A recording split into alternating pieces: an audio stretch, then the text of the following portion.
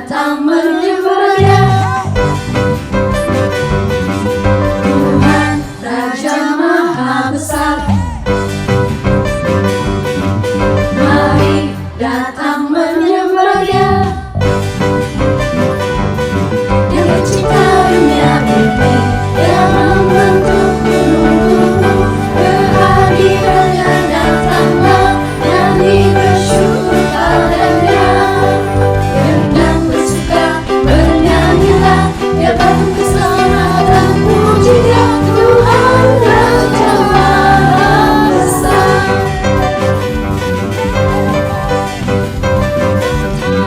Tuhan Raja Maha Besar, mari datang menyembah Dia. Tuhan Raja Maha Besar, mari datang menyembah Dia.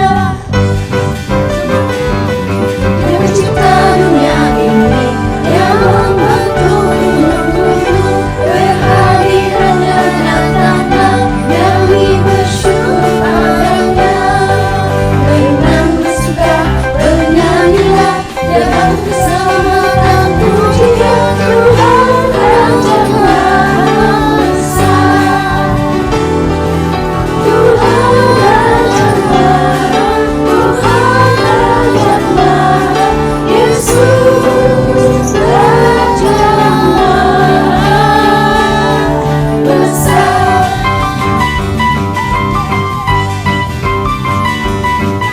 Besar.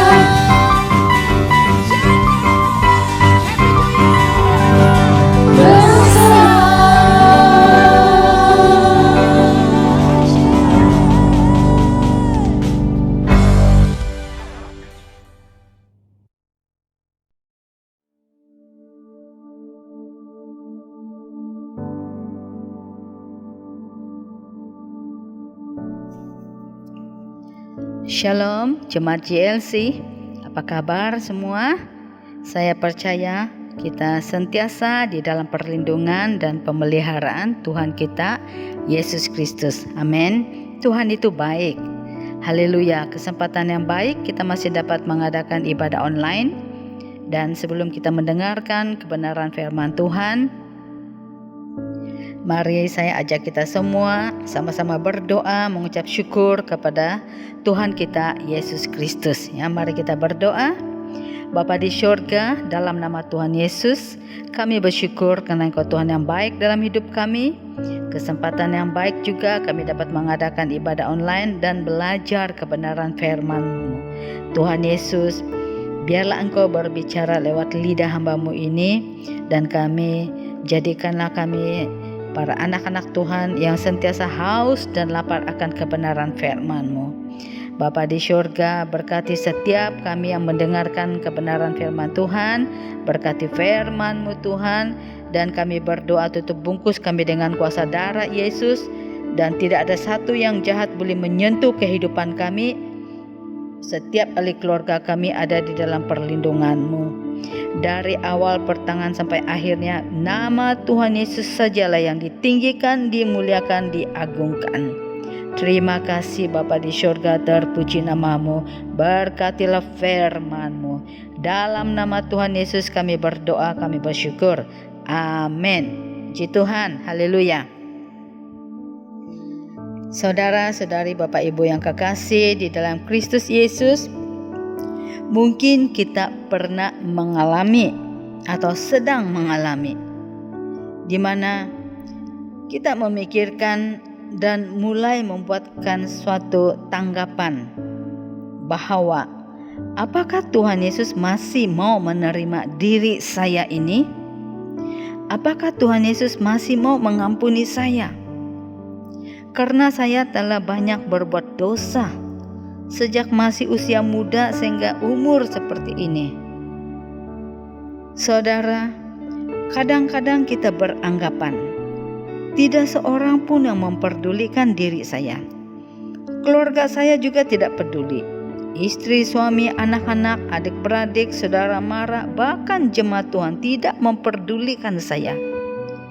pernah terlintas itu di dalam pikiran kita? Dan kita beranggap, sebab saya sudah buat banyak kesalahan, sudah banyak kali menyakiti hati orang lain, dan melanggar dan memberontak terhadap firman Tuhan. Sebab itu, tidak ada orang yang memperdulikan saya. Mungkin Tuhan juga tidak menerima saya. Saudara, kita mulai menilai diri kita sendiri menurut ukuran standar pemikiran diri kita karena kita kecewa. Terkadang kita melihat keadaan keluarga kita yang sudah tidak seindah seperti mula-mula. Sudah banyak berlaku ketidaktaatan, penuh dengan kemarahan, pembohongan, kepura-puraan, tidak ada kasih sayang, yang ada hanyalah kepentingan diri. Saudara-saudari mulai tidak mau berdoa, mulai tidak mau menyembah Tuhan, mulai tidak mau memuji Tuhan, mulai tidak datang ke gereja untuk beribadah, bahkan untuk mendengarkan firman Tuhan di dalam ibadah online, mulai tidak mau melayani Tuhan. Saudara-saudari sudah mengalami penolakan diri sendiri. Harus mengampuni diri sendiri juga, ya. Saudara, di sini ada berita baik buat setiap orang di muka bumi ini, apapun bangsa, kaum, budayanya. Berita baik dia, Yesus Kristus telah datang ke dunia lebih 2000 tahun yang lalu. Tuhan Yesus datang untuk memanggil, mencari orang-orang berdosa, orang-orang yang sakit rohaninya, lumpuh rohaninya, kehidupan rohaninya sudah kering dan mati, yaitu saudara dan saya. Yesus datang bukan untuk mencari orang-orang benar, melainkan mencari orang-orang berdosa, saudara dan saya. Kalau mau jujur, ada ramai orang Kristen masa kini sudah tidak lagi merasakan dan mengalami kuasa Tuhan dalam hidup pribadinya, termasuk para hamba Tuhan yang melayani. Dirinya sudah mulai kering, kerohaniannya kering dan mati, pudar, tidak bersemangat lagi untuk melayani Tuhan, menyembah memuji Tuhan, membawa jiwa-jiwa yang terhilang kepada Kristus. Hanya mengasihani diri sendiri dan minta simpati untuk diri sendiri. Saudara, mari kita membaca berita baik ini. Apa yang Yesus lakukan? Kita lihat di dalam Injil Markus pasal yang kedua, ayat 13 hingga ayat 17. Markus pasal 2 ayat 13 hingga 17. Kita membacanya bersama-sama. Sesudah itu Yesus pergi lagi ke pantai danau dan seluruh orang banyak datang kepadanya. Lalu ia mengajar mereka. Kemudian ketika ia berjalan lewat di situ, ia melihat Lewi anak Alfius duduk di rumah cukai. Lalu ia berkata kepadanya, "Ikutlah aku." Maka berdirilah Lewi lalu mengikuti dia. Ayat 15. Kemudian ketika Yesus makan di rumah orang itu, banyak pemungut cukai dan orang berdosa makan bersama-sama dengan dia dan murid-muridnya, sebab banyak orang yang mengikuti dia. Pada waktu ahli-ahli Taurat dari golongan Farisi melihat bahwa ia makan dengan pemungut cukai dan orang berdosa itu, berkatalah mereka kepada murid-muridnya, "Mengapa ia makan bersama-sama dengan pemungut cukai dan orang berdosa?" Ayat yang ke-17, Yesus mendengarnya dan berkata kepada mereka, "Bukan orang sehat yang memerlukan tabib, tetapi orang sakit. Aku datang bukan untuk memanggil orang benar, melainkan orang berdosa." Amin. Ayat kunci di sini adalah ayat yang ke-17. Yesus berkata di sini, bukan orang sehat memerlukan tabib, yaitu dokter, tetapi orang sakit yang memerlukan tabib, yang memerlukan dokter untuk mendapatkan rawatan, kesembuhan dan pemulihan. Dan Yesus berkata, aku datang bukan untuk memanggil orang benar, melainkan orang berdosa. Amin. Haleluya. Berita baik ini di sini kita mendengarkan apa yang Yesus telah katakan tadi. Mengapa Yesus mencari orang berdosa? Mengapa Yesus datang memanggil orang berdosa? Pertama adalah karena tidak ada seorang pun yang benar. Karena tidak ada seorang pun yang benar di muka bumi ini. Kita lihat di dalam kitab Roma pasal yang ketiga, ayat 10 hingga 18, ayat 20, ayat 23. Roma pasal 3, ayat 10 hingga 18, ayat 20, ayat 23. Mari kita membaca dan melihatnya. Seperti ada tertulis, tidak ada yang benar, seorang pun tidak. Tidak ada seorang pun yang berakal budi, tidak ada seorang pun yang mencari Allah. Semua orang telah menyeleweng, mereka tidak berguna, tidak ada yang berbuat baik, seorang pun tidak. Kerongkongan mereka seperti kubur yang terngangah. Lidah mereka merayu-rayu, bibir mereka mengandung bisa, mulut mereka penuh dengan sumpah serapah, kaki mereka cepat untuk menumpahkan darah. Keruntuhan dan kebinasaan mereka tinggalkan di jalan mereka, dan jalan damai tidak mereka kenal. Rasa takut kepada Allah tidak ada pada orang itu. Ayat 20. Sebab tidak seorang pun yang dapat dibenarkan di hadapan Allah oleh kerana melakukan hukum Taurat. Kerana justru oleh hukum Taurat orang mengenal dosa.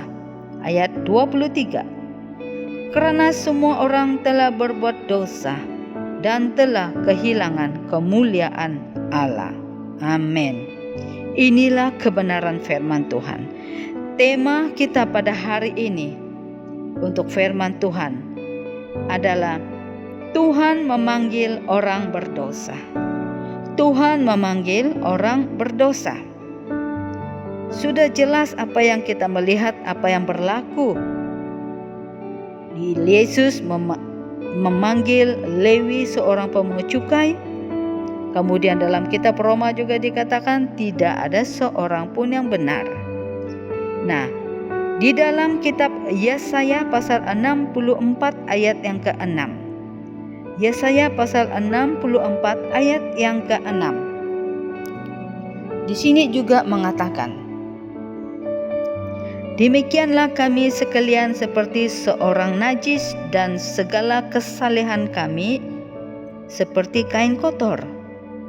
Kami sekalian menjadi layu seperti daun, dan kami lenyap oleh kejahatan kami, seperti daun dilenyapkan oleh angin. Saudara, dengan penjelasan Alkitab ini, kebenaran manusia atau kesalehan manusia hanyalah seperti kain kotor, tidak mampu untuk membenarkan diri sendiri. Kain kotor, ya, begitulah kebenaran manusia. Sebab itu, saudara dan saya langsung tidak mampu meraihkan kebenaran dengan kekuatan diri sendiri. Kita tidak mampu mencapai standar moral Allah yang sempurna. Meskipun saudara sangat ketat dan pekat dalam beragama dan melakukan banyak jasa, ya, itu tidak menjamin dan tidak dapat mencapai kebenaran yang daripada Allah. Tadi kita melihat dan mendengar di dalam Injil Markus pasal 2 ayat yang ke-13. Dalam ayat 13 itu di sana dikatakan Yesus datang lagi ke pantai danau, lalu dia mengajar. Orang ramai datang untuk mendengar pengajaran Tuhan Yesus. Namun mereka datang bukan dengan motivasi yang benar. Sungguh pun sebelum itu mereka melihat Yesus telah melakukan mukjizat, menyembuhkan seorang yang lumpuh, yang sakit lumpuh. Namun mereka tetap tidak mengerti. Mereka tidak mau terima. Mereka hanya mau mendengar dan menonton saja. Dalam ayat yang ke-14, ketika Tuhan Yesus berjalan lewat di situ, ia melihat Lewi anak Alfius duduk di rumah cukai. Lalu ia berkata kepadanya, "Ikutlah aku." Maka berdirilah Lewi lalu mengikut dia. Banyak tafsiran memperdebatkan bahwa Lewi adalah Matius, sama-sama pemungut cukai dan salah seorang menjadi murid Tuhan Yesus. Yang penting di sini saudara, Lewi adalah seorang bertugas sebagai pemungut cukai. Kemungkinan besar dia dari kaum Lewi, orang Israel. Orang Lewi seharusnya melayani Tuhan di tempat rumah ibadah, bukannya di pejabat pemungut cukai. Lewi bekerja untuk orang Romawi. Sedangkan agama orang-orang Romawi sangat mirip dengan agama orang Yunani. Mereka mempunyai dewa-dewa dan dewi-dewi sebagai Tuhan mereka. Bagi orang Romawi, dewa yang utama adalah dewa Jupiter dan juga dewi Juno dan juga Minerva. Kaisar juga dewa bagi orang Romawi, mereka sembah. Namun mengapa Lewi rela bekerja di bawah pemerintah Romawi yang menjadi musuh dan dibenci oleh orang-orang Yahudi? Karena orang-orang Yahudi seringkali ditindas oleh orang-orang Romawi, pemerintah. Hati Lewi terpikat dengan uang. Dengan mudah dia boleh mengenakan cukai yang tinggi kepada bangsanya sendiri, bangsa Yahudi. Oleh itu orang-orang Yahudi, orang Israel sangat membenci para pemungut cukai yang sering melakukan dosa penipuan, korupsi atau corruption untuk mendapatkan keuntungan yang lebih, mendapatkan uang yang banyak dan kekayaan. Saudara, manusia sangat suka sekali kekayaan dan kenikmatan hidup. Kita perlu berwaspada. Iblis sangat licik untuk perangkap dan menjebak manusia dalam hal kekayaan, dalam hal kuasa, dalam hal uang. Justru kekayaan dan kenikmatan akan membelenggukan hidupnya dan sangat sukar untuk keluar dari belenggu iblis dan kuasa dosa. Saudara, sedarlah, jangan kita terlalu berangan-angan terlalu tinggi, bermati-matian bekerja untuk mendapatkan penghasilan yang lebih tinggi. Justru itu mencelakakan kehidupan saudara, dan ianya menjadi tiang gantung untuk diri sendiri. Tuhan Yesus adalah Allah yang Maha Tahu. Dia tahu batas kecukupan kita, keperluan kita. Jangan melampaui batas, sebab itu berasal daripada kuasa kegelapan, daripada roh-roh ketamakan dan rakus. Kita perlu berhati-hati. Percayalah kepada Tuhan Yesus, karena Tuhan tidak memberi kemiskinan kepada kita, kepada anak-anaknya, supaya jangan kita mencuri dan mempermalukan nama Tuhan Yesus. Apabila diberkati dengan kekayaan, lalu melupakan Tuhan, meninggalkan Tuhan, akibat menerima berkat-berkat. Saudara, mengapa Tuhan Yesus tidak memanggil orang-orang miskin yang sederhana hidupnya, yang hidup mereka di bawah rata-rata? Bahkan Yesus mencari Lewi, seorang yang hidupnya dalam penipuan, memeras ugut orang lain, mencari keuntungan. Bahkan para pemungut cukai dikategorikan tempat paling rendah dan disejajarkan dengan para pelacur. Dapatkah kita menganggap diri kita jauh lebih baik dan kudus berbanding dengan orang lain? Kebaikan apa yang melayak diri saudara dan saya menjadi baik dan kudus dan berkenan di hadapan Tuhan yang Maha Kudus dan mulia? Alkitab berkata, karena tidak seorang pun yang benar. Yesus datang untuk mencari orang berdosa, Lewi pemungut cukai, mencari saudara dan mencari saya, orang berdosa. Ini merupakan panggilan kudus untuk orang-orang berdosa. Yesus berkata, "Marilah kepadaku semua yang letih lesu dan berbeban berat, aku akan memberi kelegaan kepadamu." Dan Yesus berkata lagi, "Cukuplah kasih karuniaku bagimu, sebab justru dalam kelemahan kuasaku menjadi sempurna." Amin. Keputusan Lewi untuk meninggalkan segala perbuatan dan segala apa yang menghambat kehidupan pertumbuhan rohaninya untuk mendapatkan pengampunan. Inilah yang diambil oleh Lewi. Dia meninggalkan segala sesuatu yang selama ini menjadi penghalang bagi dia mendapatkan kasih karunia dan pengampunan dan keselamatan.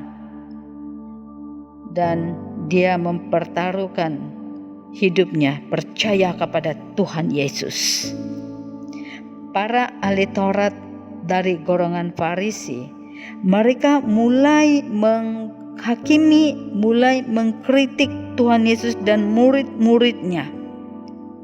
Mereka melihat dan mereka berkata, "Mengapa ia makan bersama-sama dengan pemungut cukai dan orang berdosa?"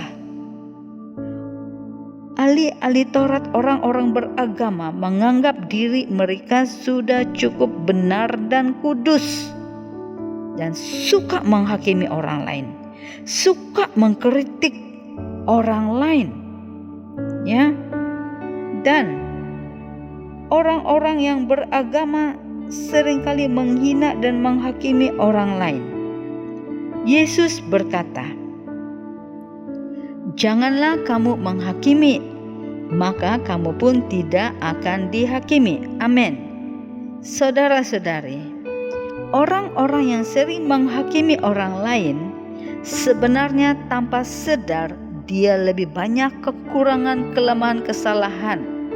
Perlu periksa diri, ya, perlu periksa diri.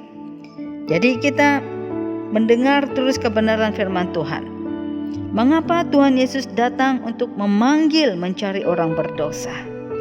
Yang kedua, karena orang benar tidak perlu pertolongan. Karena orang benar tidak perlu pertolongan. Sebab orang benar ini menganggap dirinya sudah benar, tidak memerlukan pertolongan daripada Tuhan lagi. Ini kesombongan. Di dalam ayat 15 dan 17, dalam konteks firman Tuhan ini, yaitu Markus pasal yang kedua ayat 15 dan 17. Apa yang dikatakan di sini? Kemudian ketika Yesus makan di rumah orang itu, banyak pemungut cukai dan orang berdosa makan bersama-sama dengan dia dan murid-muridnya, sebab banyak orang yang mengikuti dia. Pada waktu ahli-ahli Taurat dari golongan Farisi melihat bahwa ia makan dengan pemungut cukai dan orang berdosa itu, berkatalah mereka kepada murid-muridnya, "Mengapa ia makan bersama-sama dengan pemungut cukai dan orang berdosa?" Yesus mendengarkannya dan berkata kepada mereka, "Bukan orang sehat yang memerlukan tabib, tetapi orang sakit. Aku datang bukan untuk memanggil orang benar, melainkan orang berdosa." Amin. Haleluya. Panggilan Tuhan Yesus adalah panggilan sukacita, pengampunan, dan ada perubahan hidup. Meskipun timbulnya kontroversi dan tuduhan-tuduhan untuk kita mengikuti dan percaya kepada Tuhan Yesus, itu tidak jadi masalah, ya. Nah, Lewi mengundang Tuhan Yesus bersama dengan murid-muridnya dan juga para pemungut cukai yang lain yang dikategorikan sebagai orang-orang berdosa di rumah Lewi. Lewi penuh sukacita atas panggilan Tuhan Yesus, dan Lewi meninggalkan pekerjaan lamanya serta mengadakan pesta makan bersama dengan Yesus, murid-muridnya, dan para pemungut cukai. Semuanya ini sedang diperhatikan oleh ahli-ahli Taurat, golongan orang Farisi. Adalah menjadi budaya orang Yahudi ketika itu, jika seorang Yahudi masuk ke rumah pemungut cukai akan dianggap najis, kotor. Bagi masyarakat kuno, makan bersama pemungut cukai berarti merayakan sesuatu bersama-sama dengan orang berdosa. Ini tanggapan mereka, budaya mereka.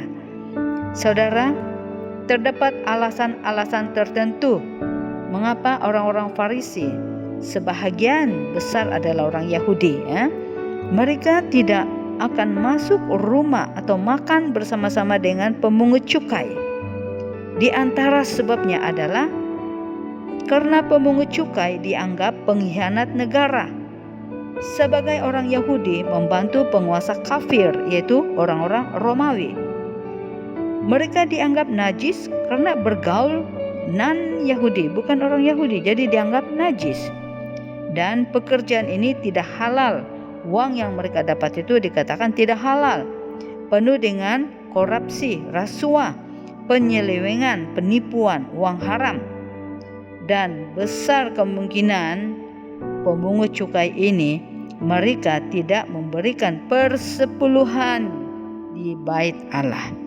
Jadi orang-orang Yahudi Israel tidak menyukai pemungut cukai, ya. Di dalam Injil Lukas pasal yang kelima ayat yang 32, ya. Lukas pasal yang kelima ayat 32. Di sini dikatakan Yesus berkata, "Aku datang bukan untuk memanggil orang benar, tetapi orang berdosa, supaya mereka bertobat." Haleluya. Saudara, Yesus katakan supaya mereka bertobat, meninggalkan dosa, percaya Yesus, dan memperoleh keselamatan melalui Yesus Kristus. Tuhan Yesus yang datang mencari dan bergaul dengan orang-orang berdosa. Di tengah-tengah orang berdosa, Yesus menyatakan kasih dan anugerahnya kepada mereka, kepada saudara dan saya. Yesus mengajar kebenaran dari kitab suci. Pribadi Yesus menjadi terang dan garam kepada manusia berdosa. Dan Tuhan Yesus tidak menghakimi, bahkan tidak menghukum mereka. Dia memberitakan Injil Kerajaan Allah. Dan karakter Yesus sendiri menceritakan kasih dan kekudusan Allah, belas kasihan dan pengampunan. Yesus berikan kepada semua orang yang percaya dan yang menerimanya itu, yaitu pengampunan, kasih karunia, belas kasihan. Saudara, Alkitab mencatatkan di dalam kitab Roma pasal yang keempat ayat 7 dan 8. Roma pasal keempat ayat 7 dan ke-8. Dikatakan demikian, "Berbahagialah orang yang diampuni pelanggaran-pelanggarannya dan yang ditutupi dosa-dosanya. Berbahagialah manusia yang kesalahannya tidak diperhitungkan Tuhan kepadanya." Amin, haleluya. Kita yang percaya kepada Tuhan Yesus, segala dosa pelanggaran kita diampuni. Kita adalah orang-orang yang berbahagia seperti Lewi. Dia percaya Yesus. Alkitab juga mencatatkan tentang Paulus maupun Daud. Mereka mengerti bahwa iman seseorang yang diperhitungkan sebagai kebenaran meliputi pengampunan dosa dan pendamaian dengan Allah. Hal ini merupakan karunia yang didasarkan pada kemurahan Tuhan yang dimungkinkan hanya melalui kematian Yesus Kristus di atas kayu salib. Amin. Sebab itu kitab Yesaya 43 ayat 25. Kitab Yesaya pasal 43 ayat 25 mengatakan, Akulah dia yang menghapus dosa pemberontakanmu, oleh karena aku sendiri, dan aku tidak mengingat-ingat dosamu. Amin. Ini yang Tuhan katakan. Dia mengampuni dan dia tidak mengingati. Dia menghapuskan segala dosa kita dan dia tidak akan mengungkit-ungkit. Dia tidak akan mengingatkan yang dosa yang sudah dihapuskan, sudah di-delete, ya. Saudara, setiap orang yang percaya dan menerima Yesus di dalam hidupnya pribadi, segala dosa-dosa pemberontakan, aib kita telah pun diampuni dan disucikan oleh kuasa darah Yesus. Kita adalah orang-orang yang berbahagia karena dosa kita telah diampuni dan tidak diperhitungkan Tuhan. Tidak diperhitungkan lagi. Amin. Ini adalah anugerah Tuhan dalam hidup kita. Dan hidup kita diperbaharui oleh kuasa Roh Kudus dan firman Tuhan. Sekalipun kita telah melakukan dosa, kita telah melanggar firman Tuhan, kembali datang kepada Tuhan Yesus. Jangan melarikan diri. Jangan kita menjauhkan diri daripada Tuhan. Tuhan tidak pernah menolak membuang orang berdosa yang datang kepada Dia. Datang kepada Tuhan, rendah hati, rendah diri, mengakui dosa kita di hadapan Tuhan. Tuhan itu setia dan adil. Amin. Di dalam Injil Matius pasal 26 ayat 28. Matius 26 ayat 28. Yesus berkata, sebab inilah darahku, darah perjanjian, yang ditumpahkan bagi banyak orang untuk pengampunan dosa. Amin. Yesus berkata, sebab inilah darahku, darah perjanjian, yang ditumpahkan bagi semua orang untuk pengampunan dosa. Dosa kita disucikan, dibasuh oleh darah Yesus, bukan dengan perbuatan baik saudara. Hasil daripada pengampunan dosa-dosa kita, maka kita berbuat baik. Harus.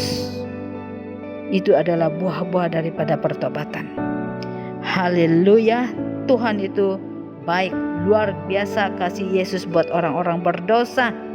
Bukan saja Lewi pemungut cukai, para pemungut cukai yang ada bersama dengan Dia, tetapi saudara dan saya. Amin. Haleluya. Sebab itu mari kita menerima kemurahan dan pengampunan daripada Tuhan Yesus dengan sentiasa bersyukur, sentiasa melakukan kehendak Allah, memuji lebih banyak, menyembah kepada Tuhan. Karena itu dikatakan, sedarlah dan bertobatlah supaya dosamu dihapuskan. Amin. Tentu Lewi penuh dengan sukacita setelah Yesus Kristus sendiri mencari dan memilih dia, serta memanggil dia untuk menjadi murid Kristus. Lewi meninggalkan pekerjaan lamanya dan hidup lamanya ditinggalkan, yang penuh dengan penipuan, penuh dengan ketamakan, penuh dengan dosa. Jiwanya telah diselamatkan, dosanya telah diampuni. Hidupnya telah berubah menjadi ciptaan baru di dalam Kristus. Hati, pikiran, dan gaya hidup Lewi telah diperbaharui karena Kristus Yesus. Amin. Haleluya. Saudara, sama seperti Zacchaeus di dalam Alkitab, dia adalah seorang kepala pemungut cukai, ketua. Hidup penuh dengan penipuan, tamak. Dan Yesus berkata kepada Zacchaeus di dalam Injil Lukas pasal 19 ayat 9 ke 10. Lukas 19 ayat 9 dan 10. Yesus berkata kepada Zacchaeus, hari ini telah terjadi keselamatan kepada rumah ini, karena orang ini pun anak Abraham. Sebab anak manusia datang untuk mencari dan menyelamatkan yang hilang. Haleluya. Saudara, Zacchaeus jiwanya yang hilang karena dosa. saudara dan saya juga kehilangan karena dosa. Sebab itu Tuhan mencari kita, memanggil kita. Tuhan Yesus mencari jiwa-jiwa yang terhilang akibat dosa, supaya setiap orang yang percaya dan menerima Yesus dalam kehidupannya memperolehi pengampunan dan keselamatan. Damai sejahtera Allah tinggal tetap dalam hidup orang percaya. Alkitab di dalam Perjanjian Baru juga mencatatkan Rasul Paulus adalah jenis orang yang sangat membenci dan memusuhi orang-orang Kristen pada zaman itu. Paulus pergi ke Damsyik untuk menangkap dan membunuh orang-orang Kristen. Dalam perjalanan itu Tuhan Yesus bertemu dengan Paulus. Dia jatuh dari kuda yang ditungganginya dan menjadi buta. Namun hamba Tuhan, satu daripada murid Yesus yang bernama Ananias menumpang tangan, lalu Paulus disembuhkan dan dapat melihat kembali. Paulus terkenal sebagai orang yang jahat, pembunuh orang Kristen. Namun oleh kasih karunia, kemurahan, kebaikan Tuhan, Yesus mengubah hidupnya. Dosa-dosanya telah diampuni. Dia menjadi pemberita Injil Kerajaan Allah, dan Tuhan memakai dia luar biasa. Meskipun dia dalam penderitaan, penganiayaan, Paulus setia sampai mati melayani Tuhan. Saudara, setiap manusia punya sejarah hidup. Tentu masa silam kita penuh dengan kegelapan, dan kita orang-orang yang buta rohani tidak boleh membedakan antara yang benar dengan yang salah. Semuanya dihalalkan. Kita hidup penuh dengan keinginan daging dan penuh dengan hawa nafsu. Karena diikat oleh kuasa dosa, kita berusaha untuk melepaskan diri, tetapi usaha itu gagal. Alkitab menyatakan orang-orang yang dibenci, ditolak masyarakat karena kejahatan dan dosa-dosa mereka. Tuhan Yesus datang mencari dan menyelamatkan orang itu dan mengubah hidup orang itu menjadi ciptaan yang baru. Yesus sangat sabar terhadap orang-orang yang berdosa, saudara dan saya.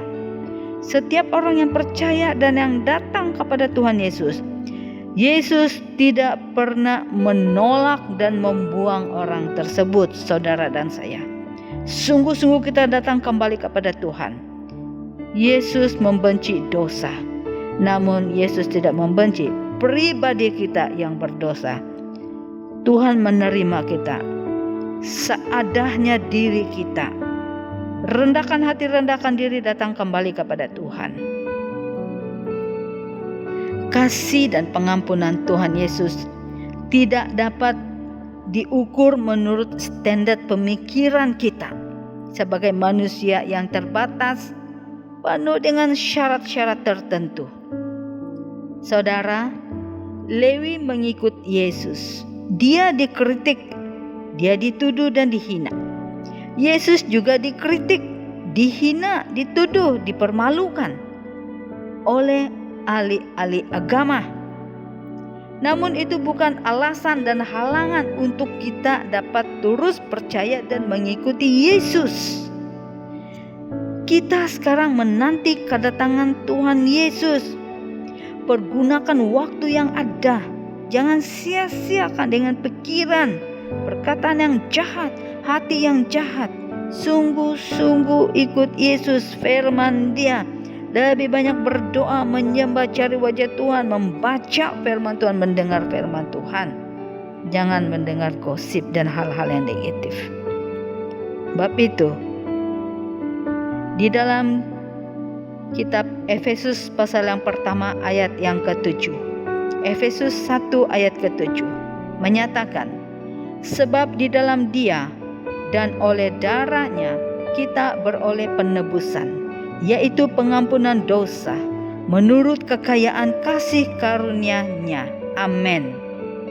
Pengampunan atas dosa-dosa telah tersedia ketika saudara dan saya percaya, beriman dan menerima Yesus Kristus sebagai Tuhan, Juru Selamat dan Raja dalam hidup pribadi kita.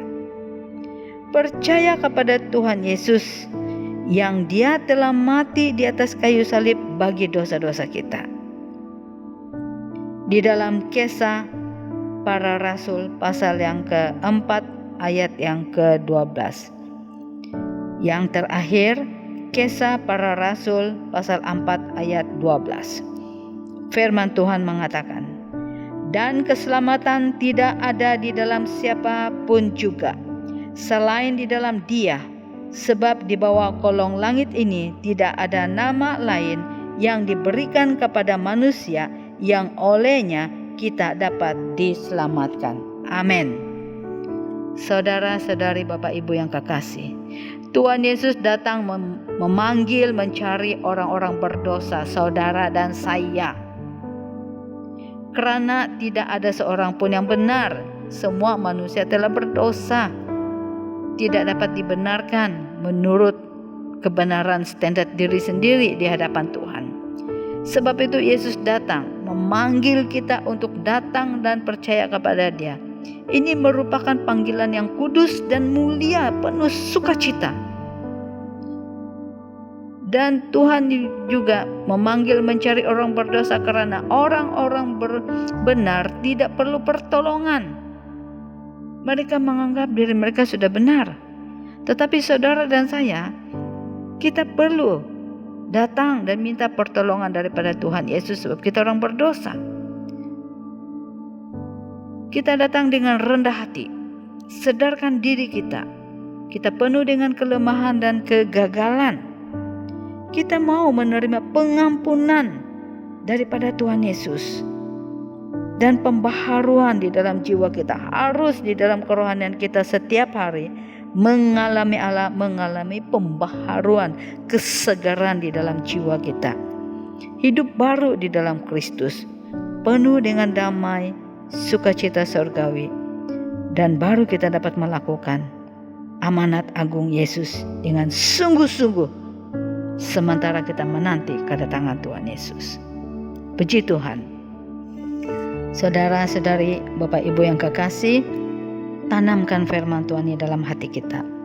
Renungkanlah setiap hari. Ingatlah, Tuhan Yesus datang bukan mencari memanggil orang benar, tetapi Dia memanggil orang berdosa, saudara dan saya. Dia mengasihi kita seadanya. Mari kita berdoa. Bapa di syurga, dalam nama Tuhan Yesus, kami berterima kasih buat kebenaran firman Tuhan. Pahatkan ini dalam loh hati kami. Dimanapun kami berada, kami merenungkan kebenaran firman Tuhan. Betapa baiknya Engkau Tuhan Yesus mengasihi kami seadanya. Bapa di syurga, kami berdoa, tutup bungkus hidup kami, keluarga kami, harta benda kami dengan kuasa darah Yesus. Dimanapun kami berada, Roh Kudus sentiasa menjaga, memelihara, melindungi kami. Berkatilah setiap keluarga jemaat GLC dimanapun mereka berada. Berkati setiap anak-anak Tuhan yang mendengarkan kebenaran firman Tuhan ini. Keluarga mereka diberkati, iman mereka diberkati. Segala apa yang mereka lakukan, melakukan itu demi nama Yesus, dan mereka diberkati untuk memberkati. Terima kasih Bapa di syurga. Kami serahkan juga negara kami yang tercinta ini ke dalam tangan-Mu. Kami percaya berkat ilahi dicurahkan di dalam setiap bangsa-bangsa yang ada di dalam negara, dan setiap gereja-gereja diberkati, diurapi. Terima kasih Bapa di syurga, terpujilah nama-Mu Tuhan. Haleluya. Di dalam nama Tuhan Yesus kami berdoa, kami bersyukur. Haleluya. Amin. Tuhan Yesus memberkati kita semua. Shalom.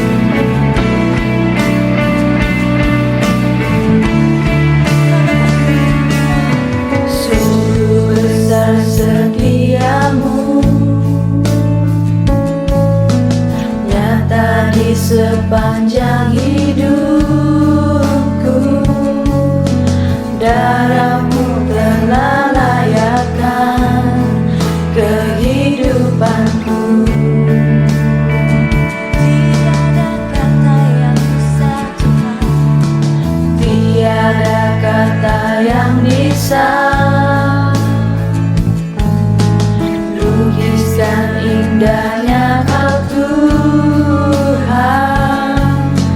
bagimu segala pujian dan kemuliaan.